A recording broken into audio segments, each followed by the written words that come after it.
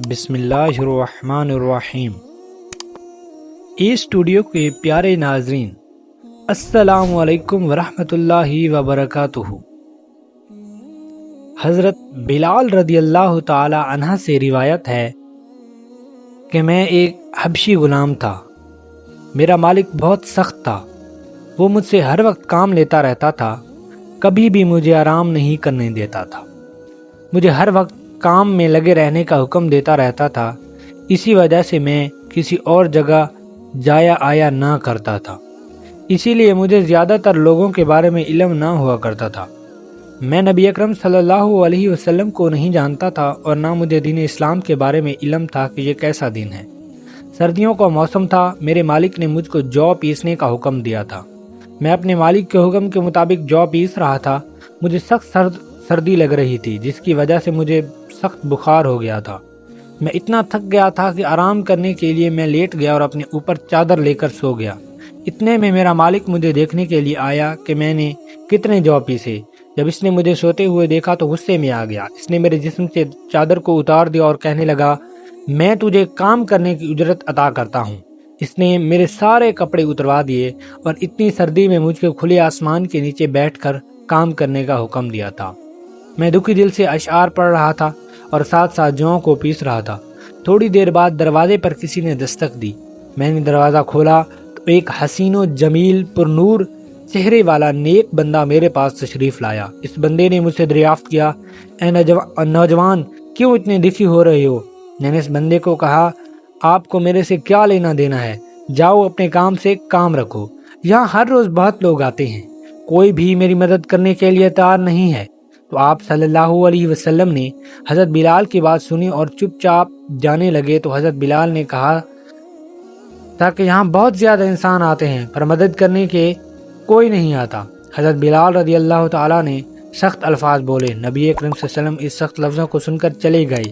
حضرت بلال کے دل میں جو تھوڑا سا خیال تھا کہ نبی اکرم میری مدد کے لیے آئے ہیں، اب وہ بھی امید جاتی رہی۔ نبی اکرم صلی اللہ علیہ وسلم تھوڑی دیر گزرنے کے بعد کچھ کھجوریں اور گرم دودھ لے کر آئے۔ نبی اکرم صلی اللہ علیہ وسلم نے فرمایا، اے نوجوان، دودھ کے ساتھ کھجوریں کھاؤ اور آرام کرو۔ حضرت بلال نے فرمایا، اگر میں کھا پی کر سو جاؤں تو میرا یہ کام کون کرے گا؟ میرے مالک تو پہلے ہی میرے سے بہت ناراض ہو کر گیا ہے۔ نبی اکرم صلی اللہ علیہ وسلم نے فرمایا، تجھے یہ جو پیسے ہوئے چاہیے نا، میں آپ کو یہ جو پیس کر دوں گا۔ حضرت بلال حضرت محمد صلی اللہ علیہ وسلم کی یہ بات سن کر بہت خوش ہوئے اور دودھ کے ساتھ کھجوریں کھا کر سو گئے۔ یہ عمل مسلسل کافی دن تک جاری رہا۔ جب حضرت بلال رضی اللہ تعالیٰ عنہ کی طبیعت بہتر ہو گئی تو نبی کریم صلی اللہ علیہ وسلم نے میرے پاس آنا چھوڑ دیا تھا۔ اسی وجہ سے نبی کریم صلی اللہ علیہ وسلم کی محبت حضرت بلال کے دل میں پیدا ہوئی۔ یہ تھا وہ تعارف جس کے بطن سے اس لافانی عشق نے جنم لیا تھا۔ آج بھی بلال کو صحابی رسول بعد میں عاشق رسول پہلے کہا جاتا۔ ایک دفعہ حضرت ابو ذر غفاری رضی اللہ تعالیٰ نے حضرت بلال کو کہا، اے کالی کلوٹی ماں کے بیٹے، اب تو بھی میری غلطیاں نکالے گا؟ بلال نے یہ سنا تو رونے لگا۔ آپ صلی اللہ علیہ وسلم کے پاس گئے اور ان سے کہنے لگے، اے اللہ کے رسول، حضرت ابو ذر رضی اللہ عنہ نے مجھے یہ الفاظ بول کر برا بھلا کہا ہے۔